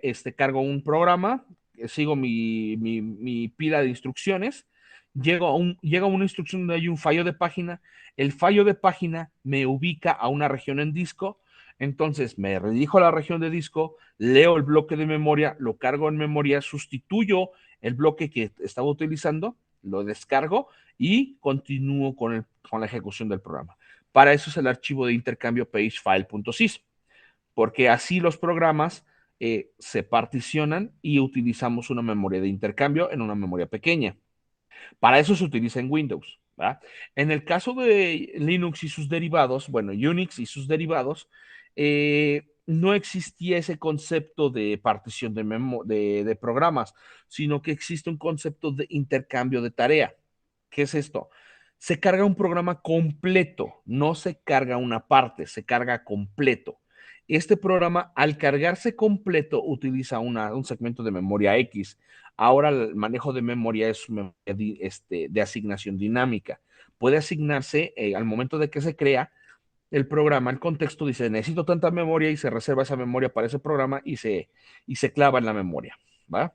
Entonces, si utiliza estructuras de datos dinámicas, por ejemplo, un árbol, una lista doblemente enlazada, una cola o un árbol, una estructura de datos de árbol, se va generando los nodos de forma dinámica y se va acrecentando el proceso, va creciendo más su uso de memoria, ¿va? En un momento determinado, cuando no hay suficiente memoria, entonces el planificador de tareas puede seleccionar un proceso que no esté en ejecución en ese momento y se lo lleva a la memoria de intercambio o lo mata, ¿verdad? Lo termina de forma inmediata. Perdón. Entonces, esa es la razón de intercambio. Si no hay suficiente memoria, el proceso que acabamos de crear se va a memoria de disco. Si ya hay suficiente memoria, entonces lo ponemos a memoria y ya lo planificamos para CPU. Entonces, ¿qué sucede durante esas transiciones? Muy bien. Se crea un nuevo proceso. ¿Hay suficiente memoria? No. Se admite. Sí se admite, pero no hay suficiente memoria. Entonces, lo mandamos a intercambio. ¿Hay suficiente memoria ya para cargarlo? Sí. Entonces se activa y lo ponemos en estado listo para después ser despachado. Si el proceso lleva mucho tiempo en espera y necesitamos memoria, entonces lo podemos mover de un estado listo a un estado de suspensión. Lo mandamos a zona de intercambio, ¿vale? Hasta que haya suficiente memoria o en su defecto sea necesario ejecutarlo, se activa, se pasa a memoria primaria y lo despacha. ¿Qué pasa cuando pasamos, por ejemplo, de bloqueo suspendido a listo suspendido o de bloqueo suspendido a bloqueado? Muy bien, tenemos tres posibilidades. La primera nos dice, ok, de estado de bloqueo vamos a pasar a estado de bloqueo suspendido. ¿Por qué? Porque en este caso la tarea espera a que ocurra un evento, pero ese evento puede tardar mucho y necesitamos memoria. Entonces, si tarda, podemos mover el proceso a memoria secundaria. Cuando ocurre el suceso, o sea, esto ya se le avisa que ya hay el recurso que solicitaba, entonces ocurre y lo pone en estado listo para después activarlo, llevarlo a memoria primaria y despacharlo para que continúe su ejecución. En caso contrario, ¿sabes qué? Bueno, tenemos que estar bloqueado, lleva mucho tiempo, lo suspendemos, ¿vale? Lo llevamos a memoria secundaria y ahí se puede quedar pues mucho tiempo hasta que pues bueno, ya hay memoria suficiente para poderlo llevar a memoria principal. Si está en memoria principal, está en memoria secundaria, entonces cuando ya hay memoria principal, podemos activarlo. Esto es que estaba bloqueado en estado dormido, suspendido, lo vamos a poner a memoria de nueva cuenta y si ocurre el evento, pues lo ponemos en estado listo. ¿Vale? Entonces, esta parte de la izquierda solamente se da cuando no hay suficiente memoria. ¿Vale, chicos? Muy bien. ¿Cómo es que funcionan entonces los estados de un proceso en Unix? Tenemos aquí lo siguiente. Esta parte de aquí, donde tengo la rayita en verde, esta parte de acá, nos indica que este es el espacio de direcciones de usuario. O sea, todos los programas que corren en nivel de usuario, ¿vale? De lo que es de la línea verde hacia abajo, todo esto es espacio de direcciones núcleo o espacio privilegiado. O sea, todo esto lo hace dentro del kernel del sistema operativo, ¿va? Y esta parte remarcada en verde indica cuando suceden las acciones o las actividades cuando no hay suficiente memoria. Entonces tenemos lo siguiente. Caemos en un estado 8 cuando se invoca la llamada sistema fork. Recuerden, es la única que existe en sistemas Unix. Se define la llamada sistema fork, ¿va? El programa lo usa y se crea un nuevo programa. Tenemos dos vertientes. ¿Hay memoria? ¿Suficiente memoria o no? ¿O hay poca memoria? Si hay suficiente memoria, entonces lo pasamos a un estado listo, lo transicionamos. Hay memoria suficiente, lo transicionamos a estado 3, listo para ejecutar, y luego se planifica la tarea para ser ejecutada en CPU. Este estado, precisamente del número 2, es cuando se encuentra en CPU, ¿va? Entonces tenemos aquí, está el proceso en CPU, se interrumpe y retorna, se interrumpe y retorna. O sea, este es un ciclo de aquí hasta que algo pase, ya sea que necesite un recurso que no tiene en ese momento o va a devolver alguna información hacia el usuario. ¿Va? Entonces, primero, necesita un recurso. Ok, entonces, en este caso, si requiere de algún recurso, se expulsa. Esto es, sale del ciclo de ejecución, se interrumpe, se expulsa, pasa a un estado expulsado y si requiere un recurso, por ejemplo, la lectura de un archivo, entonces queda en estado expulsado. ¿Va? Hasta que se genera una rutina, ¿va? En este caso, esta línea punteada indica que puede tener doble camino, ida y vuelta, ida y vuelta. Estamos, no tiene, en este caso, bueno, es mandatorio retornarlo al estado de usuario y retornarlo de usuario a ejecución de nueva cuenta. Pero en este caso, un perfil expulsado indica que el proceso se encuentra en espacio de direcciones, espera que se realice la actividad y después regresa a un estado listo de planificación, de un estado listo para planificarse y después llegar de nueva cuenta al procesador y estar ejecutando ya con lo que necesita. Si es un proceso de usuario, entonces este proceso retorna al estado, bueno, al espacio de direcciones de usuario. El proceso se mantiene aquí. Por ejemplo, vamos a pensar en Bash, ¿va? En nuestra línea de comandos. Entonces, aquí se queda a la espera de que le demos instrucciones. Le damos una instrucción, presionamos Enter y esto hace que se invoque una llamada a sistema, ¿va? Esto es, por ejemplo, la lectura del comando ls, por ejemplo. ¿Sabes que quiero listar los archivos y directorios? Muy bien. Entonces, listo los archivos y directorios y en este momento solicita el servicio del sistema operativo. Se convoca, en este caso, a la ejecución de un comando, ¿va? De un nuevo programa. En ese momento se expulsa, pasamos de nueva cuenta a la creación de una nueva tarea. Está lista para ejecución. Sí, se ejecuta y después el resultado lo retorna al espacio de direcciones, ¿vale? Y es lo que ustedes ven en pantalla. Ok, de un estado de ejecución puede pasar a un estado de zombie o un estado dormido. ¿Qué es esto? Cuando un proceso está a la espera de que ocurra un evento para que pueda ejecutar, ok, el proceso se duerme. Por ejemplo, el servidor Apache que les mostré hace ratito queda en estado de espera, queda en estado dormido, ¿va?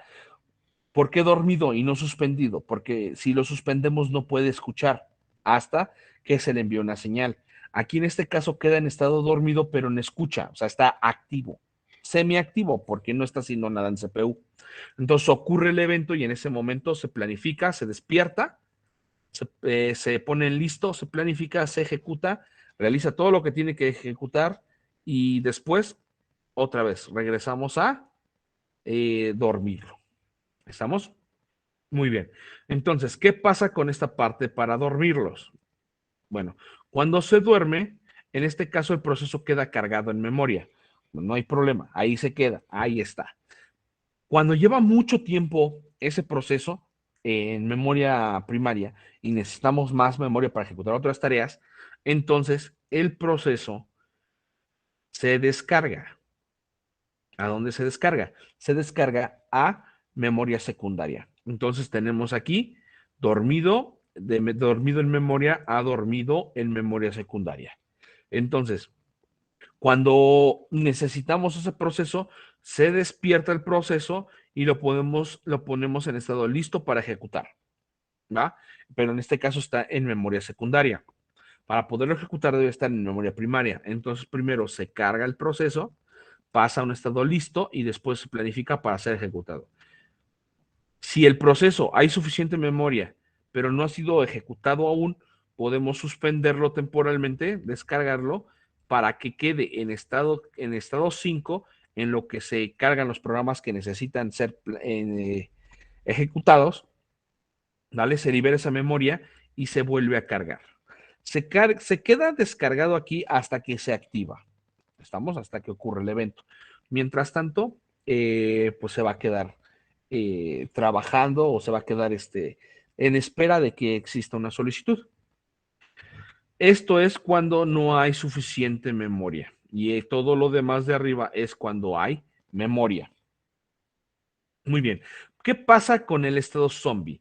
El estado zombie es un estado, digamos, especial de los sistemas Unix donde se hace la invocación a la llamada sistema exit, pero aquí por la mera jerarquía padre e hijo, el padre finaliza primero antes que el hijo. Entonces, si el hijo no finalizó antes que el padre, entonces el hijo lo que va a tener como consecuencia es que va a quedar como un programa en defunción o difunto, va a quedar huérfano. Entonces ya no tiene a quién reportar.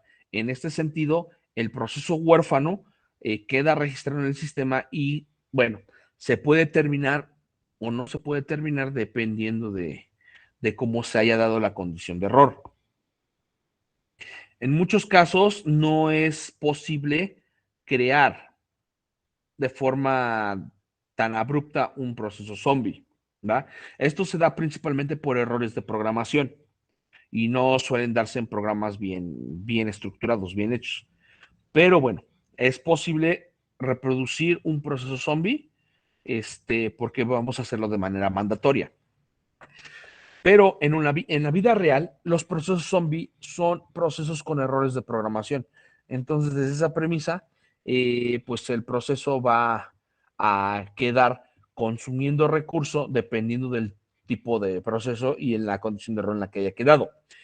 Un proceso zombie puede ser un proceso tan inofensivo como simplemente estar ahí ejecutándose cierta cantidad de tiempo o simplemente no haciendo nada.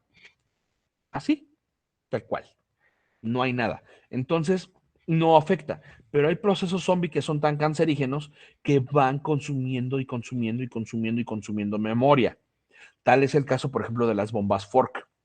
Se crean cadenas y cadenas y cadenas de procesos hasta que se llena la cola de tareas, ¿vale? Y entonces, pues ya no se puede ejecutar más. Suele ser un poco tedioso debido a que, bueno, hay que preparar el sistema operativo para que eso no ocurra, para que no se bloquee. ¿Va? Ok, entonces, el estado zombie, si un proceso queda como zombie, hay que tener cuidado de que no consuma recursos o que no esté consumiendo recursos de más. Si consume recursos de más, entonces es un proceso cancerígeno y puede detener todo el sistema completo.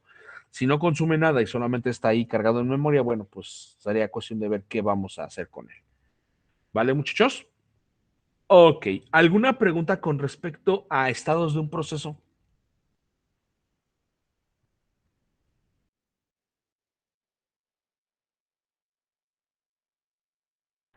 No, profe. ¿Todo bien? No, profe, ninguna. Ok, muy bien. Entonces ya vimos lo que es la interrupción.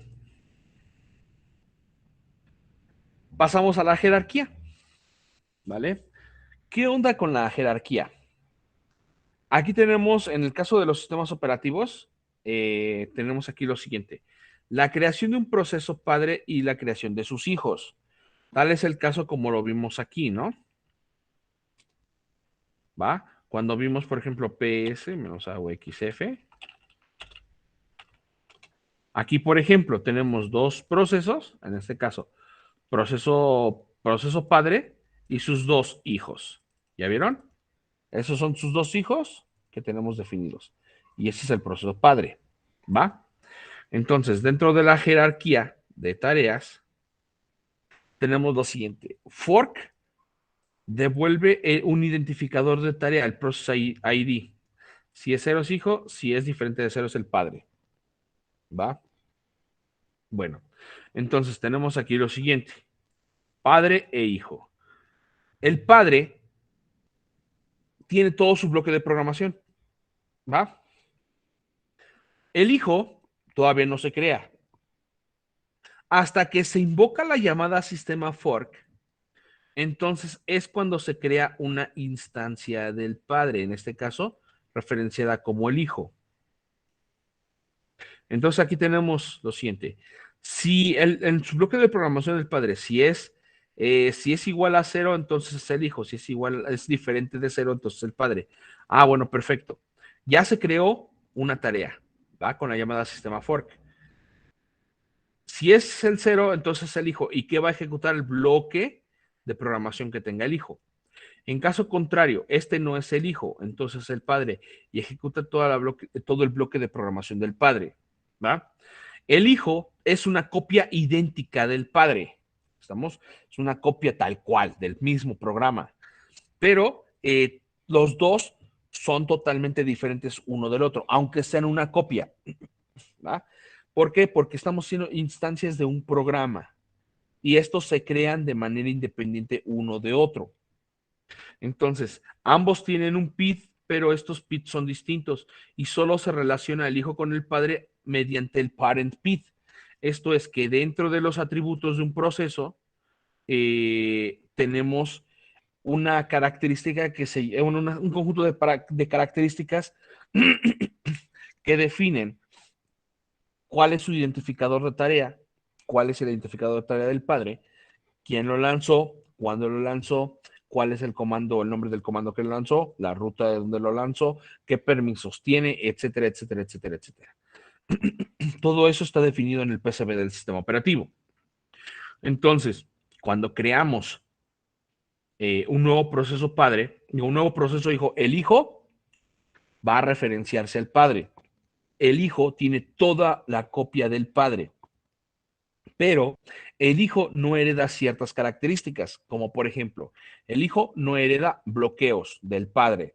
Segundo, el hijo no hereda señales pendientes. 3, el hijo no hereda señales pendientes de semáforos, ¿vale? 4, el hijo no hereda bloqueos bloqueos en memoria o bloqueo de recurso. 6, el hijo resetea todos los contadores de programa, el contador de pila y el contador y la parte de segmento de programa lo resetea a 0, ¿vale? Esto se comienza a inicializar el programa desde 0. ¿Estamos? No desde donde se quedó el padre. ¿Estamos? Ok, entonces, esto es básicamente cómo se define la jerarquía, padre e hijo. Y como lo vemos en este ejemplo, el padre en este caso nos está diciendo que lo corrió root y el proceso se llama Apache 2-K, start, ¿vale? Mientras que sus dos hijos, www-data, corren sobre Apache 2, pero esos son los hijos del padre. Por eso están en este formatito. Va para indicar cuál es la relación. Si yo no le pongo la opción "-f", nada más lo dejo a UX, se darán cuenta que solamente me los muestra sin plano. Y de esta manera puedo ver cuál es la estructura de la relación de tarea que hay, con qué programa se relaciona X tarea. ¿Va? Ok, chavos. Entonces, bueno, todavía nos falta la parte de interrelación, pero eso lo vemos, ahorita les platico algo. Ok, vamos a checar esto, ¿va? Aquí tenemos un pequeño programita, ¿va? También ahorita lo publico en el Jam. Bueno, publico el Jam en su tablón de trabajo, ¿va? Aquí este programita lo que hace es crear un nuevo programa, ¿vale? O creamos un nuevo proceso a través de la llamada a sistema fork. Entonces vamos a crear un nuevo programita, ¿va? Entonces, vamos a crear un directorio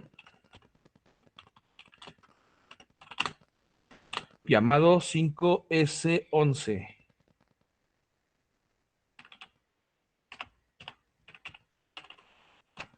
¿Va? Y dentro de él vamos a crear un proceso nano. Vamos a llamarlo pfork.c. Ok. Vamos a ver esto. Vamos a crear nuestro programa. Include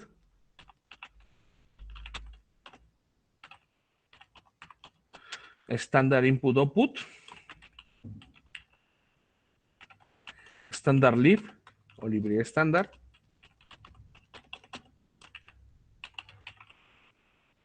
Ok, aquí. Antes de agregar una nueva biblioteca, quiero que veamos el manual de fork. En este caso, fork nos regresa, en este caso, es administración básica de procesos, ¿vale? En este caso, nos dice, vamos a ver, descripción. Fork agrega una extensión de funciones como sigue. La función fork crea un nuevo proceso. El valor de retorno es el de 0 es en el hijo y el identificador número de identificador de proceso del hijo en el padre, -1 en caso de error. ¿Vale? Entonces, veamos qué es lo que se puede hacer aquí. Entonces, bueno, aquí en la documentación de fork no me lo muestra. En documentación más reciente, sí me muestra cómo es que se debe de invocar. Aquí te lo están marcando, por ejemplo, en el caso de C, que lo invoques de esta manera. Entonces, aquí se debe de invocar unistd.h y también nos recomiendan usar una cabecera del núcleo de stats.h. Ok. Aquí vamos a definir una función main sin argumentos.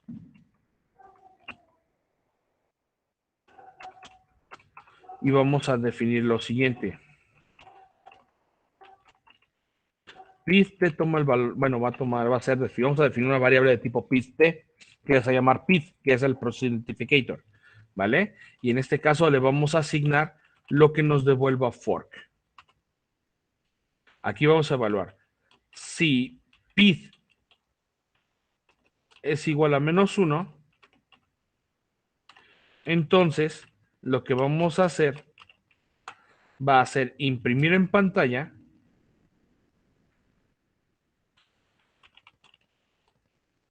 error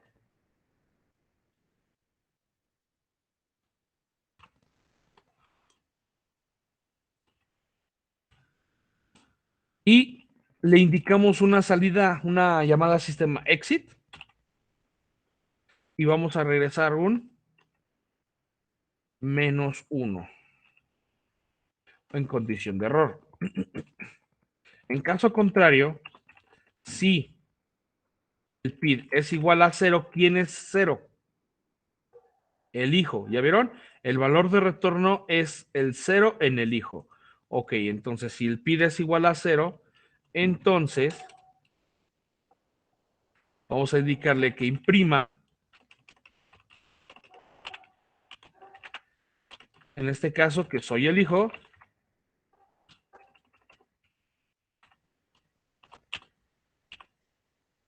mi process identificator es, aquí vamos a mandar un porcentaje de, el porcentaje, aquí está, porcentaje de, coma. Bueno, aquí vamos a aventar una sentencia de escape, vamos a enviar un tabulador y vamos a indicarle mi parent PID, o sea, el identificador de tarea del padre, para saber quién fue quien lo lanzó, es 2 puntos,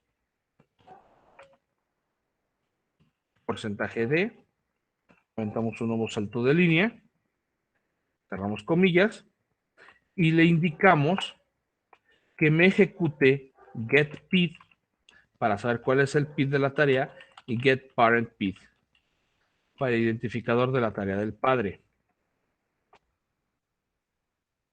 Y al finalizar, le vamos a dar en exit para salir del programa.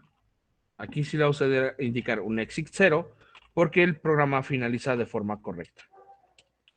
¿Vale? En caso contrario,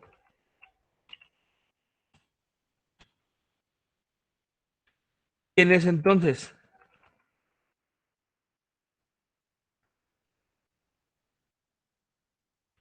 Soy el padre. ¿Vale? Y bueno, en este caso, my PID o mi PID es, entonces aquí igual, de igual manera, porcentaje de, sentencia de escape, tabulador, bueno, perdón, sí, tabulador, coma,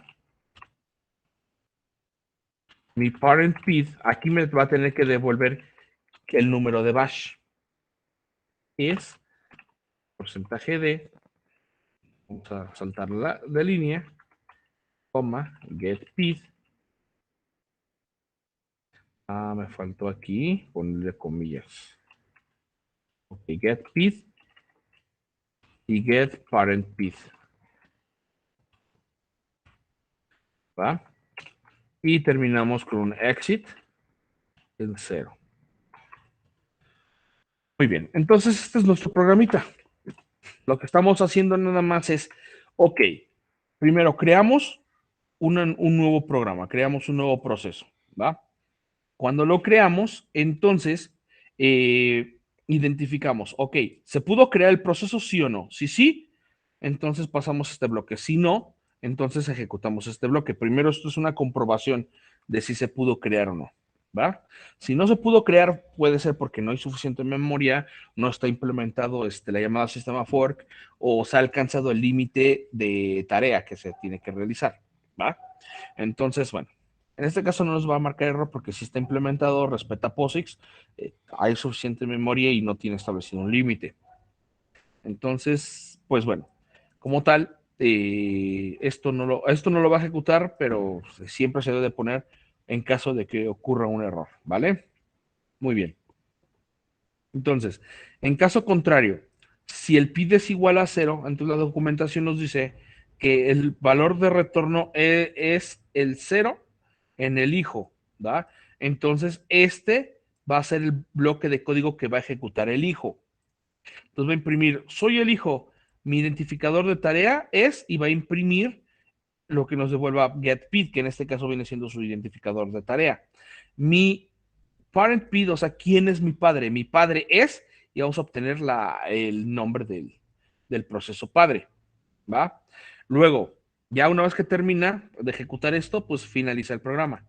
En caso contrario, pues es el padre. Entonces, como el padre dice, mi PID es, y nos va a devolver el PID del padre, que es el mismo que tiene que estar definido acá.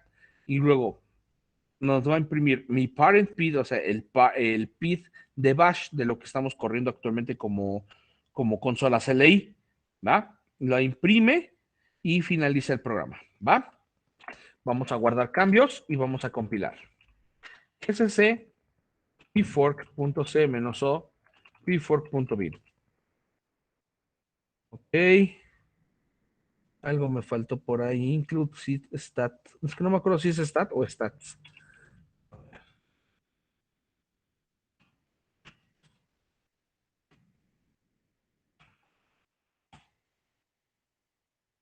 En la función main. A ver, vamos a ver. Hay una función print.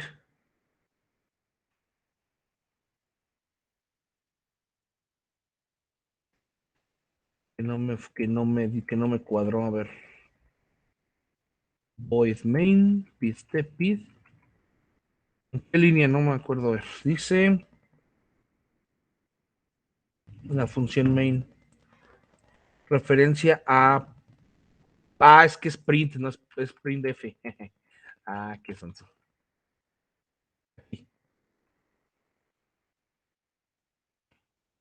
Okay. Ahí está. Muy bien. Entonces lo ejecutamos. Punto diagonal. Recuerden, rutas absolutas y rutas relativas. Ahí está. Entonces, tenemos aquí pfork.bin. Me dice, soy el padre. Mi PID es el 2679. Mi parent PID es el 2449. Ok, vamos a buscar quién es el 2449. PS-AU X grep y vamos a buscar el 2449. ¿Ya vieron? El 2449, ¿quién es? Bash. ¿Vale?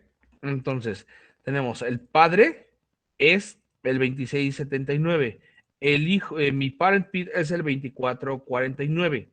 Y luego dice, soy el hijo, mi PID es el 2680, mi parent PID es el 1. Bueno, aquí, este es un error que no entiendo por qué me sale aquí. Este mismo programa lo ejecuto en otro y me da el PID como tal. Si yo modifico este programa para que funcione como zombie, me va a dar el PID del padre.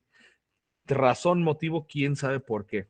Pero bueno, esto es, no sé por qué realmente me muestra uno.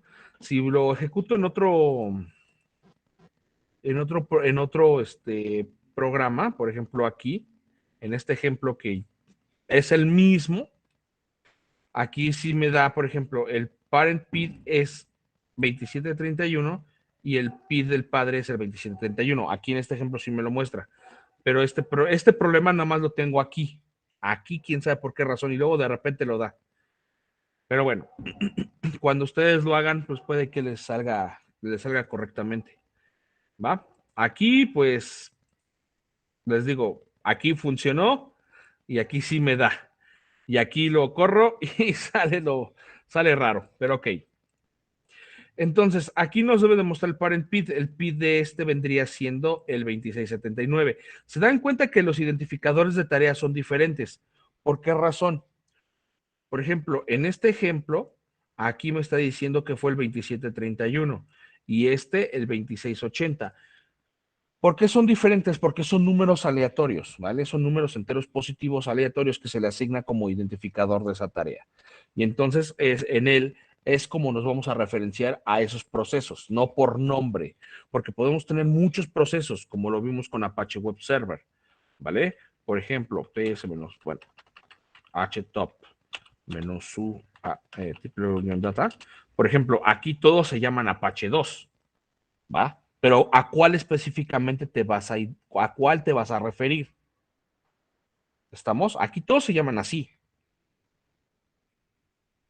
Entonces, los identificadores de tarea son precisamente para eso, para poder definir cuál es la tarea que vamos a trabajar, ¿va? Ok, chicos. Si no hay más, pues hasta aquí le dejamos. No se les olvide, de paso, bueno, quien esté grabando el video, porfa el video, que me permita los permisos para poder descargarlo y subirlo al tablón de trabajo. ¿Va, chavos? Ok. Bueno, entonces, si tienen alguna pregunta, duda, sugerencia, aclaración. No, profe, ninguna. ¿Todo bien hasta ahí? No, profe. Todo bien, profe. Ok. Muy bien, chicos. Entonces, hasta aquí le dejamos por el día de hoy. Pues ya pueden cortarle la grabación.